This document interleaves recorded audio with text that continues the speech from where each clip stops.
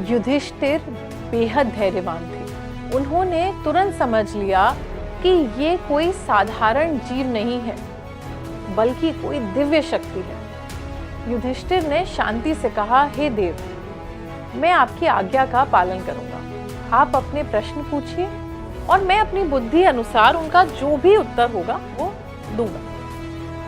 इसके बाद यक्ष ने युधिष्ठिर से एक एक करके मानव जीवन के सबसे बड़े प्रश्न पूछे। यक्ष का पहला प्रश्न था कि पृथ्वी से भारी क्या है और आकाश से भी ऊंचा क्या है। युधिष्ठिर ने बिना किसी झिझक के उत्तर दिया कि माता का स्थान पृथ्वी से भी भारी है और पिता का स्थान आकाश से भी ऊंचा है। यक्ष ने दूसरा प्रश्न पूछा कि पवन से भी तेज क्या चलता है और घास से भी ज्यादा तीव्र गति से क्या फैलता है।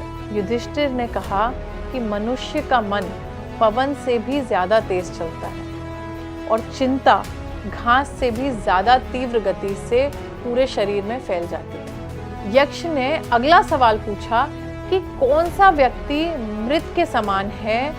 युधिष्ठिर ने उत्तर दिया कि जो व्यक्ति धन, पद और ज्ञान होने के बावजूद किसी भूखे को भोजन नहीं करवाता और देवताओं या अतिथियों का आदर नहीं करता, वो जिंदा होते हुए भी मृत के समान है। यक्ष ने पूछा कि संसार में सबसे बड़ा आश्चर्य यानी सबसे बड़ा सरप्राइज क्या है।